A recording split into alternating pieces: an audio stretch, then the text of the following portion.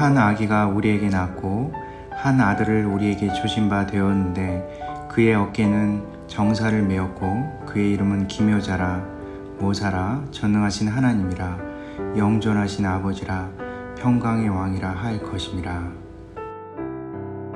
하나님 감사합니다. 주님의 말씀 이 시간에 듣습니다. 하나님, 이 말씀을 통해서 주님에 대해서, 예수 그리스도에 대해서 더 분명히 알 수 있는 시간 되게 허락하여 주옵소서. 전하는 자와 듣는 자에게 온전한 주님을 이해할 수 있는 시간 되게 허락하여 주옵소서. 예수 그리스도 이름으로 기도드립니다. 아멘. 지난주에 이어서 이사야 9장 6절에 나오는 두 번째 메시아의 명칭에 대해서 소개하려고 합니다. 이에 앞서 지난 주일 나눴던 첫 번째 메시아의 명칭에 대해서 잠시 복습하도록 하겠습니다. 지난 주일은 기묘한 모사, 펠레 유에츠에 대해서 나눴습니다. 메시아의 첫 번째 이름이죠. 이 펠레 유에츠, 기묘한 묘사는 예수님을 구주로 영접한 자들의 죄악을 드러내시고 그들의 불의를 꺾어내실 분임을 의미해주는 그런 메시아의 명칭입니다. 예수님의 말씀과 그분의 사역의 그 자체가 기준이 되어서 한 사람 한 사람의 악을 근절시킴을 의미합니다. 그 이름이 바로 기묘한 모사, 펠레 유에츠를 의미합니다. 그래서 예수님을 믿음으로 받아들인 사람은 반드시 자신의 죄악에 온전히 드러나게 되어 있습니다. 나 자신이 하나님께 얼마나 큰 대역죄인인지, 큰 불신자인지 명확히 알게 되어 있습니다. 그래서 감히 자신이 옳다고, 자신만 옳다고 다른 사람이 무조건 그르다고 판단할 수가 없음을 우리는 예수님 믿는 사람들은 분명히 알 수가 있는 것입니다. 세상에는 사람들이 각자 자기 주장이 옳다고 계속 얘기를 하죠. 하지만 우리 믿는 사람들은 우리 주장을 하더라도 우리도 틀릴 수 있다는 것을 늘 기억하면서 그들의 주장들을 듣게 되어 있습니다. 자신이야말로 악인 중에 악인이라는 것을 철저히 깨닫는 순간이죠. 그래서 기묘한 묘사는 사회 변혁을 위한 메시아 이름이 아닙니다. 기묘한 묘사는 한 국가를 통치해서 개혁하며 사회의 불의를 제거하기 위한 이름 또한 아닙니다. 기묘한 모사는 사회 악을 없애기 위해서 선동될 수 있는 이름이 아닙니다. 예수님의 관심은 바로 우리 각자 한 명 한 명에게 있습니다. 우리 각자가 죄로부터, 불신으로부터 온전히 자유함을 얻는 것이 바로 그분의 진정한 바람이십니다. 그래서 자신을 선으로 착각하고 자신만을 신뢰하는 믿음을 갖고 있는 그런 우리를 죄악으로부터, 억압으로부터 온전히 벗어나게 하는 그 순간을 가리켜서 바로 기묘한 모사라고 할 수가 있는 것입니다. 오직 예수님만 나의 믿음의 대상이고 믿음의 기준이라는 고백도 그 안에 담겨 있는 것입니다. 예수님의 말씀만이 나의 믿음의 기초가 되는 그런 순간인 것입니다. 이를 통해 불의와 악의 굴레로부터 완전히 벗어나 진정한 회개의 기회를 갖게 되는 것입니다. 기묘한 모사는 바로 이러한 의미를 갖고 있는 것입니다. 우리 주 예수 그리스도 나의 하나님께서 여러분 각자와 내 자신의 온전한 옛 자아를 꺾어내고 교만과 아집을 완전히 굴종시키는 그런 의미를 담고 있는 것입니다. 언제든지 튀어나와 불신으로 하나님을 대적하는 교만과 거짓과 욕망의 그러한 완전한 굴복으로부터 자신을 온전히 자유케 해줄 수 있는 유일한 회개의 길이 열리는 그런 순간인 것입니다. 이를 통해서 자신을 철저히 돌아보고 회개하는 기회를 갖습니다. 이것이 바로 기묘한 묘사, 메시아의 첫 번째 이름인 것입니다. 오늘 성탄절 두 번째 시간인데요. 오늘 예수님, 즉 메시아의 이름이 뭐라고 나오죠? 바로 전능하신 하나님이란 명칭을 갖고 있습니다. 히브리어로는 앱 기볼이라고 하는데요. Mighty God이라고 하는 영어의 번역으로 되어 있습니다. 하지만 이것보다 훨씬 더 깊은 의미가 그 안에 담겨 있습니다. 특별히 우리가 주목해야 될 것은 오실 메시아를 가리켜서 이 예수님을 가리켜서 하나님이라는 표현을 썼습니다. 유대교에서는 사실 하나님 한 분 외에 그 어떤 누구도 하나님이라는 표현을 쓰지 않습니다. 그런데 오늘 말씀의 메시아를 가리켜서 전능하신 하나님, 엘 기볼이라는 말을 통해서 엘이라는, 즉 하나님이라는 명칭을 메시아에도 사용되고 있는 것은 아주 이례적인 것입니다. 이것은 인간 왕을 함부로 그렇게 엘이라고, 하나님이라고 존칭할 수 없는 그러한 부분이라는 것을 우리에게 분명히 알려주고 있는 것입니다. 오늘 본문은 이사야 9장이지 않습니까? 근데 이사야 9장 전에 있는 7장부터 해서 이사야 12장까지 그 전체의 내용은 사실 아하스의 불신과 패역을 다루고 있는 내용입니다. 아하스가 얼마나 불신을 하고 패역하게 행동했습니까? 그러한 내용들이 아주 촘촘히 담겨 있고, 그것을 통해서 이스라엘의 재앙과 저주 그리고 심판에 대한 내용들이 바로 이사야 7장부터 12장까지 이어져 있습니다. 근데 그 가운데에 이사야 9장은 그럼에도 불구하고 하나님께서 소망이 빛을 주신다. 그것이 바로 메시아의 예언인 것입니다. 어쩌면 당시 시대적 어려움 때문에 이스라엘 백성들은 이 구절의 말씀을 잘못 착각했는지도 모릅니다. 특별히 이사야 9장을 그 9장에 나오는 이 언약을 단순히 아하스 왕의 아들인 히스기야의 그 왕의 탄생으로 연결짓는 패착을 저지르는 것은 어떻게 보면 시대적으로 당연한지도 모릅니다. 하지만 오늘 본문에 이사야 9장 6절에 나오는 메시아의 두 번째 이름, 전능하신 하나님이라는 이름을 통해서 절대로 히스기야는 이런 인간 왕 따위가 붙일 수 없는 그런 단어를 붙였기 때문에 히스기야는 아니라는 것을 명확히 우리에게 알려주고 있습니다. 오늘날 예수님이 하나님이시라는 사실은 예수님을 구주로 믿는 사람들은 매우 익숙합니다. 그렇지만 2600년에서 2700년 전에는 너무나 흔하지 않는 그러한 내용이죠. 그리고 이사야로부터 600년 후인 2000년 전 예수님 시대조차도 예수님을 하나님으로 입으로 고백하는 것은 쉬운 일이 아니었습니다. 그래서 사복음서에서 예수님을 하나님으로 직접적으로 고백한 것은 마지막 복음서인 요한복음이 유일합니다. 물론 다른 복음서에도 그와 동일한 언급이나 비유가 있었지만 직접 고백은 요한복음에 가장 정확히 나와 있습니다. 요한복음 20장 28절 우리 한 목소리로 한번 읽어볼까요? 시작. 도마가 대답하여 이르되 나의 주님이시오 나의 하나님이시니이다. 의심 많은 도마가 부활하신 예수님을 보고 나서 첫 번째 고백하는 내용입니다. 당시 결코 감히 고백할 수 없는 예수님을 하나님 되심으로 고백하는 모습을 보게 됩니다. 그럼에도 불구하고 이 고백이 없다면 예수님을 진짜 믿는 것이 아니기 때문에 도마의 고백은 바로 예수님 믿는 모든 사람들이 당연히 고백해야 될 고백이지만 가장 어려운 고백이라는 것을 우리는 이해할 필요가 있습니다. 그렇다면 이사야 9장 6절에 나오는 이 전능한 하나님에서 전능한이라는 그 의미, 이 의미가 메시아 되신 예수님의 어떠한 모습을 가리키는지 전체적인 맥락을 통해서 우리가 살펴볼 필요가 있습니다. 이사야 9장 6절 그 맥락 안에서의 전능한 뿐만 아니라 이사야 전체의 내용 속에서도 이 전능한 의미를 분명히 우리가 알 필요가 있습니다. 이사야 9장뿐만 아니라 이사야 27장 그리고 49장 그리고 52장에도 이 전능한이란 그리고 전능한 하나님에 대해서 잘 풀이가 되어 있습니다. 이 의미에 대한 설명을 신약의 본문의 예를 통해서 이사야 말씀과 비교해서 살펴볼 생각입니다. 이는 메시아가 이 땅에 오심에 대한 확실한 성취가 이루어진 신약을 통해서 더 명확해지기 때문에 그렇습니다. 특별히 전능하신 하나님의 이름을 잘 구현하는 신약의 본문들을 통해서 나누려고 합니다. 신약의 본문의 세 가지 전능한에 대한 의미를 예수님의 정체성에 맞춰서 살펴보도록 하겠습니다. 먼저 첫 번째로 사탄의 세력을 완전히 굴종시키시는 전능하신 하나님 예수 그리스도를 말씀하고 계십니다. 마가복음 1장에 통해서 우리가 살펴볼 수가 있는데요. 마가복음 1장에 예수님께서 귀신 들린 자를 만나 쫓아내는 그런 장면이 있습니다. 특별히 여기에서는 사탄 이 귀신이 예수님께 말하는 장면이 나와 있는데 주목해서 볼 필요가 있습니다. 마가복음 1장 24절 우리 한 목소리로 한번 읽어보겠습니다. 시작. 나사렛 예수여 우리가 당신과 무슨 상관이 있나이까 우리를 멸하러 왔나이까 나는 당신이 누구인 줄 아노니 하나님의 거룩한 자니이다. 여기서 더러운 귀신, 더러운 영이 예수님을 즉시 알아봅니다. 귀신인 그 존재 자체가 예수님이 자신들을 파멸시킬 분이 바로 여기 있다고 고백하고 있는 것입니다. 귀신과 이 더러운 영들은 두려워 떨고 있습니다.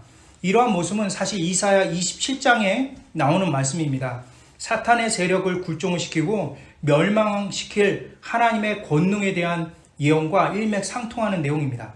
특별히 마가복음 1장 24절의 끝에 더러운 귀신의 고백에 대해서 주목할 필요가 있습니다. 당신이 누구인 줄 아노니 하나님의 거룩한 자이다. 이렇게 나옵니다. 이는 이 더러운 귀신이 사용하는 이 히라보 문장 자체가 극존칭의 문장 언어를 다 구사하고 있습니다. 다시 말해서 이 마가복음 1장 24절에 이 사탄이 말한 이 인용구는 사실은 이사야 49장과 이사야 52장 그리고 오늘 본문인 9장에 나오는 내용을 그대로 차용한 것입니다. 그 얘기는 다시 뭐냐 하면은 왕이 등극할 때, 왕으로 인침을 받을 때, 그 등극식 때 그 왕을 찬양하기 위한 용어로 사용되어 있는 것을 지금 이 사탄 귀신이 그대로 사용하고 있다는 것을 볼 수가 있습니다. 그런데 여기서 우리가 살펴볼 것이 마가복음 9장에서는 메시아를 가리켜서 전능하신 하나님이라고 했는데 마가복음 1장에서는 거룩하신 하나님을 가리키는 내용이 나옵니다. 이것은 구약에서 전능하신이라는 단어와 신약의 거룩하신이라는 단어가 바뀌어서 나오는 것을 볼 수가 있는 것이죠. 여기서 전능하신과 이 거룩한이라는 용어는 서로 다르다고 우리가 생각할 수가 있습니다. 하지만 이 단어에 공통점이 있습니다. 그것은 바로 하나님께만 사용할 수 있는 용어라는 것이죠. 특별히 이사야 5장에서부터 쓰인 하나님의 거룩한 자라는 의미를 지니고 있는 히브리어 페도시라고 나오는데요. 이것이 거룩한 하나님을 가리키는 의미이고요. 이것이 이사야 9장에서는 깃볼, 즉 전능하신으로 교차해서 이사야에서 쓰이고 있음을 볼 수가 있습니다. 다시 말해서 이사야에서는 이 거룩함과 전능한 이 두 단어가 서로 다르지만 이 두 단어를 꾸미고 있는 대상이신 하나님은 동일하다라는 것을 보여주고 있는 것이죠. 이 얘기를 통해서 우리가 알 수 있는 것은 마가복음 1장이 나오는 이 사탄은 이사야의 말씀을 인용할 때 거룩하신 하나님을 고백하고 있지만 실제로 전능하신 하나님을 고백하고 있다라는 것을 우리는 알 수가 있는 것이죠. 왜냐하면 사탄이 이사야의 말씀을 그대로 인용했기 때문에 그렇습니다.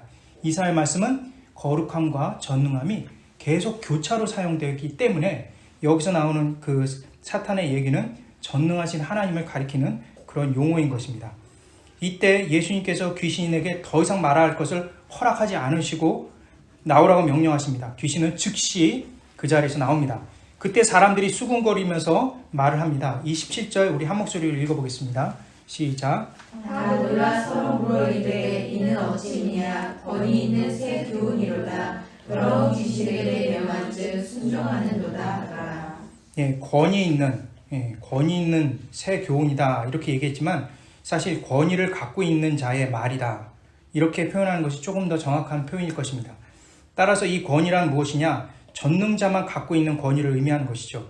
예수님이 거룩하신 하나님, 즉 전능하신 하나님으로서 귀신도 사탄도 모두 굴복시키고 순종시킬 수 있는 바로 전능자 하나님이시라는 것을 분명히 보여주고 있는 내용인 것입니다.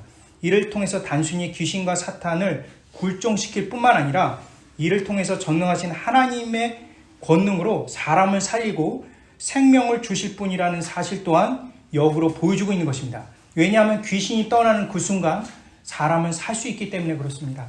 전능하신 하나님이 오신다는 것은 결국 사탄의 세력과 죽음의 세력을 파멸시킬 것을 의미하지만 동시에 하나님을 믿는 자녀에게 있어서는 그것이 생명이며 그것이 능력이고 그것이 기쁨이고 그것이 안전 그 자체임을 말씀은 우리에게 보여주고 있습니다. 두 번째로 살펴볼 것은 자연계를 통치하시는 전능하신 하나님 예수 그리스도입니다. 누가복음 8장에 나온 내용을 말씀을 통해서 살펴보려고 합니다.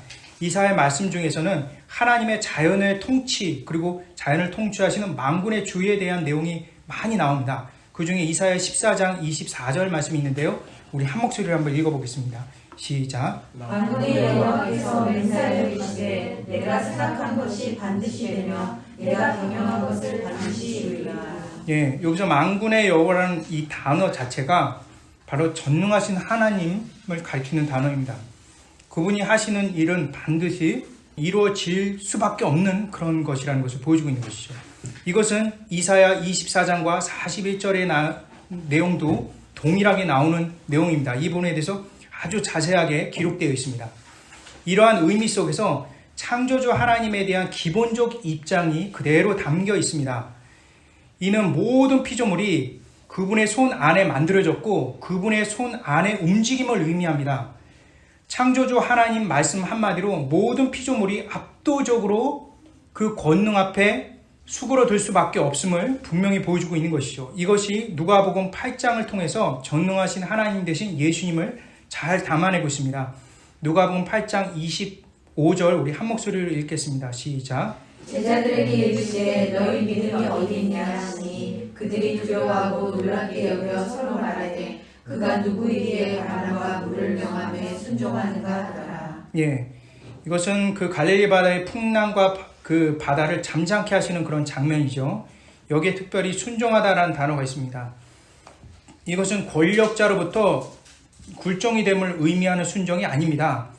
오히려 이 자연계에 대한 하나님의 그러한 예수님의 하나님 되심의 모습은 바로 강력한 힘, 전능한 하나님을 인정해서 순종할 수밖에 없는 상태가 된다는 것을 말합니다. 그냥 자연스럽게 자연이 하나님의 예수 그리스도의 권능 앞에 수그러드는 것을 보여주고 있습니다. 이를 통해서 우리 예수님께서 전능하신 하나님이란 그 이름을 통해서 바로 천지를 창조하시고 피조 세계의 주인 되심을 분명히 보여주고 있는 것입니다. 이 땅의 그 어떤 것도 그 어떤 피조물도 예수님을 거스릴 수가 없습니다. 그 어떤 것도 예수님의 소유권 밖으로 나갈 수 있는 것이 없다라는 것이죠. 그분을 찬양하게 되고 그분을 진심으로 순종하게 되는 것, 그것이 온 우주의 모든 피조물이라는 것을 통해서 바로 예수님이 온 우주를 통치하신다는 것을 보여주고 있는 것입니다. 그런데 그러한 전능하신 하나님 되신 그 예수님께서 바로 나라는 작고 사소한 인생을 귀중히 보신다는 겁니다. 광활한 우주를 만드시고 정말 미시세계의 그 모든 것, 그 양자 영역 안에서만 볼 수 있는 그 모든 것까지도 주께서 다 말씀으로 창조하신 그 전능자가 바로 나라는 그러한 존재 자체를 너무나 귀하게 보시고 사랑하고 계신다는 것을 성경은 우리에게 분명히 말씀하고 있습니다. 이사야 41장 9절에서 14절인데요. 창조주 하나님, 만군의 하나님에 대한 내용 안에 담겨있는 내용입니다. 우리 한 목소리로 이사야 41장 9절에서 14절 함께 읽겠습니다. 시작. 내가 땅 끝에서부터 너를 붙들며 땅 모퉁이에서부터 너를 부르고 내게 이르기를 너는 나의 종이라. 내가 너를 택하고 싫어하여 버리지 아니하였다 하노라. 두려워하지 말라. 내가 너와 함께함이라. 놀라지 말라. 나는 내 하나님이 됨이라. 내가 너를 굳세게 하리라. 참으로 너를 도와주리라. 참으로 나의 의로운 오른손으로 너를 붙들리라. 보라, 내게 노하던 자들이 수치와 욕을 당할 것이요 너와 다투는 자들이 아무것도 아닌 것 같이 될 것이며 멸망할 것이라. 내가 찾아도 너와 싸우는 자들을 만나지 못할 것이요 너를 치는 자들은 아무것도 아닌 것 같고 허무한 것 같이 되리니 이는 나 여호와 너의 하나님이 내 왼손을 붙들고 내게 이르기를 두려워하지 말라. 내가 너를 도우리라 할 것임이니라. 버러기 같은 너 야곱아, 너희 이스라엘 사람들아, 두려워하지 말라. 나 여호와가 말하노니 내가 너를 도울 것이라. 내 구속자랑 이스라엘의 거룩한 이인이라. 아멘. 이 창조주 하나님, 전능하신 하나님이 보시기에 저와 여러분은 어떻습니까? 이 버러지 같습니다. 벌레같이 미물에 불과하죠. 우주를 창조하신 분이 우리 보기에 그런 벌레 같겠죠. 당연히. 근데 그분이 그 벌레 같은 우리의 그러한 이름을 하나하나 부르시면서 그들을 너무나, 우리 한 명 한 명을 너무나 아끼시고 사랑한다는 그 내용인 것입니다. 우리 곁에서 두려워할 만한 것들을 다 제거해 주십니다. 그것이 바로 전능자 하나님, 바로 예수 그리스도입니다. 세상은 모두 그분 앞에 떨지만 그분의 소유되고 그분의 은혜 안에 있는 우리들은 떨 필요가 없는 그런 자들이 되는 것입니다. 반드시 지키시고 반드시 돌아보시며 반드시 택하셔서 굳건하게 하신다는 내용인 것입니다. 그래서 저와 여러분을 반대하고 우리를 핍박하는 그 모든 자들이 얼마나 수치를 당하는지 너희 두 눈으로 반드시 보게 할 것이다. 이렇게 말씀하고 계십니다. 저와 여러분을 저주하고 악하게 하는 자들이 얼마나 수치를 당하고 멸망되는지를 너희들은 확실히 보게 될 것이다. 이렇게 말씀하고 계십니다. 때로는 이 하나님의 손에 예수 그리스도의 사랑 안에 들어있지 못한 사람들이 얼마나 안타깝고 불쌍한지 모릅니다. 그런데 믿는 우리에게 함부로 대하거나 우리를 하나님의 자녀인 우리를 감히 저주하거나 그리고 우리를 못되게 하거나 그런 것을 우리는 그들을 갚을 필요가 없는 거죠. 왜냐하면 주님께서 친히 갚으시겠다고 오늘 말씀을 통해서 분명히 알려주신 것입니다. 이것을 통해서 우리는 무엇을 알 수 있습니까? 전능자 하나님, 창조주 하나님께서 바로 미물 같은 우리를 반드시 도와주시고 함께 하신다는 그 말씀을 전능자 하나님의 이름을 통해서 보여주고 계십니다. 마지막으로는 사람을 변화시키고 있는 전능자 하나님, 바로 예수 그리스도입니다. 누가복음 22장과 사도행전 4절을 통해서 볼 수 있는데요. 이사야 그 선지자가 처음 나오는 그런 등장하는 장면들이 나옵니다. 그리고 그가 부르심을 받는 장면이 나오는데 이것이 바로 이사야 6장이 나오죠. 그가 고뇌에 차서 정말 소심하게 하는 그런 행동 하나하나를 이제 보게 되는데 그가 하나님의 부르심을 받고 나서 그가 선포하는 자로서 변모되는 그런 모습이 얼마나 대단한 모습으로 변화되는지를 모릅니다. 이사야에서는 이스라엘 백성들 역시 하나님을 불신하는 모습에서 철저히 돌이켜 하나님 앞에 바른 자로 설 수 있다는 것을 분명히 보여주고 있는 것입니다. 사람을 변화시키는 것은 사람이 할 수 있는 것이 아닙니다. 우리가 암만 누군가를 변화시키기 위해서 많은 노력을 하지만 진정으로 그 상대가 변화시킬 수 있는 방법은 우리가 아니라 바로 만군의 여호와 바로 우리 주 예수 그리스도 뿐이라는 것을 우리는 늘 기억해야만 하는 것입니다. 오직 하나님, 그 전능하신 하나님만이 할 수 있는 것이죠. 신약의 복음서에서 하나님께서 제자들의 모습을 변화시키는 과정을 볼 수가 있습니다. 누가복음은 특별히 사도행전과 이어지기 때문에 제자들의 모습을 극적으로 보여주고 있는 내용들이 참 많습니다. 특별히 누가복음 22장에 보게 되면 얼마나 베드로가 졸렬하고 치졸한 모습이 보이는지 우리가 잘 압니다.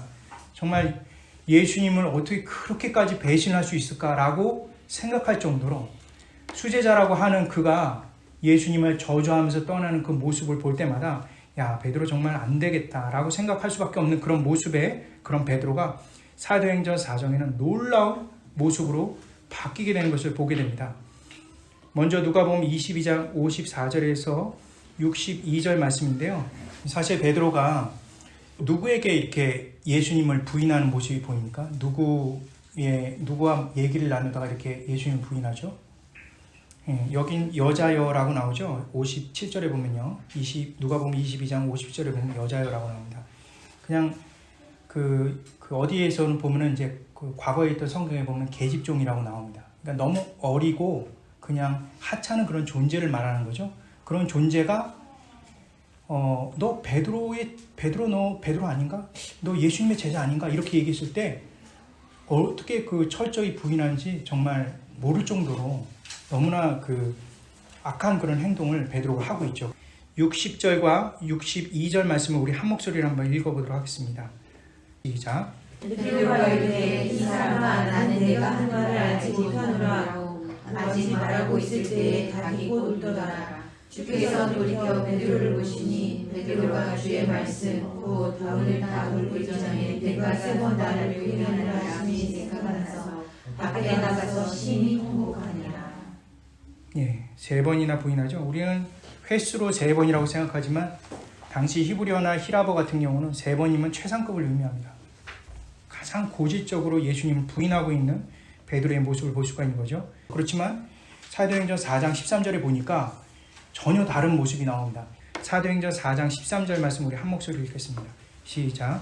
그들이 베드로와 요한이 담대하게 말함을 보고 그들을 본래 학문 없는 범인을 알았다가 이상히 여기며 또 전에 예수와 함께 있던 줄도 알고. 예수님을 못 박았던, 그러한 예수님을 처형했던 그런 자들이, 그 권력자들이 앞에 있는데도 불구하고 그들 앞에 떳떳이 서서 고개를 빳빳이 세우고 예수님을 전하는 모습으로 완전히 바뀌게 되는 것이죠.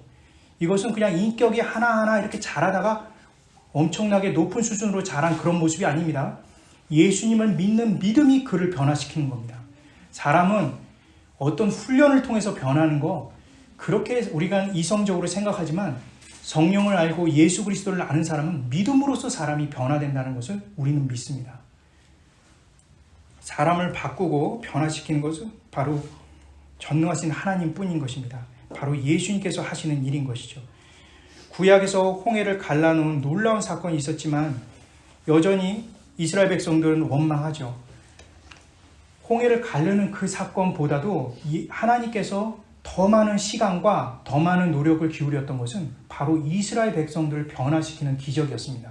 그들을 변화시키기 위해서는 40년의 시간을 활용하셨습니다.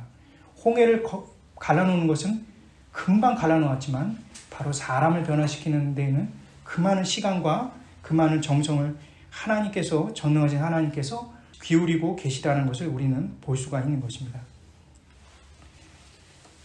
우리는 이제 가끔 이렇게 우리 성도님들이랑 얘기할 때가 있습니다. 뭐 이렇게 인생산 얘기들을 이렇게 쭉 듣다 보면은 그냥 대하소설도 그런 대하소설이 없습니다. 막 하나님으로 인해서 막 은혜 받았고 막 이런 것들을 막 이렇게 얘기하면은 그냥 밤새 얘기를 들어도 아마 그칠 줄 모르도록 아마 얘기를 하실 겁니다. 그런데 그러한 고백 가운데 있으신 분이 다음날 얼마나 불신자같이 예수님을 믿지 못하고 두려워하고 안절부절하는지 모릅니다. 그것이 바로 우리입니다. 우리는 예수님을 경험하고도 우리는 변할 수 없는 고질적인 자들이죠. 그런데 예수님이 오시면 그 한순간, 예수님의 은혜를 베푸시면 그 한순간에 우리는 완전히 변화된 모습으로 살아갈 수 있는 것입니다. 한 인생을 놓고 볼 때도 그렇습니다. 아브라함은 어떻습니까? 자신 살려고 아내 뒤에 숨어갖고 목숨을 구걸합니다. 아내를 팔아치는 거죠. 다른 외간 남자한테 팔아치는 행동을 그것도 한 번입니까? 2번이나 행했던 사람입니다. 이런 사람을 하나님께서 쓰시고 변화시켜서 믿음의 조상으로 만들어 주셨습니다. 그것이 바로 예수님의 능력, 전능하신 하나님, 바로 엘 기볼이라는 그 이름 안에 담겨 있는 것입니다. 제자의 변화되는 모습, 이러한 모습을 통해서 구약에 있는 그 메시아 엘 기볼을 보여주실 뿐만 아니라 현재에도 우리를 끊임없이 변화시키시고 믿음 가운데 우리를 확실히 굳건하게 세워주실 그 부분 역시도 엘 기볼을 통해서 우리는 볼 수가 있는 것입니다. 결론을 나누겠습니다. 성탄절이 다가옵니다. 우리에게 진정한 기쁨은 바로 예수님이 전능자라는 사실입니다. 여러분과 저에게 질문하고 싶습니다. 정말 나는 전능하신 하나님을 믿고 있는가? 보이지 않는 두려운 세력을 말끔히 굴복시키시는 분이 바로 예수님이라는 사실을 과연 믿고 있는가? 전체 우주와 모든 피조물을 지으신 전능하신 하나님을 과연 믿고 있는가? 정말 나를 변화시키시고 나를 이끌어 주실 예수 그리스도를 과연 믿고 있는가? 현재 나의 어려움과 고통, 그 모든 문제를 완전하게 해결해 주실 예수님을 정말 믿고 신뢰하는 것일까? 이 부분에 대해서 우리는 분명히 답을 하셔야만 합니다. 앞으로 펼칠 엄청난 장벽, 엄청난 홍해 같은 것이 우리를 가다놓을지라도 우리는 예수님의 음성을 믿고 나아가면 됩니다. 그것이 바로 주님의 능력이고 전능자의 모습인 것입니다. 시편 46편 10절, 12절, 11절 우리 한 목소리로 읽겠습니다.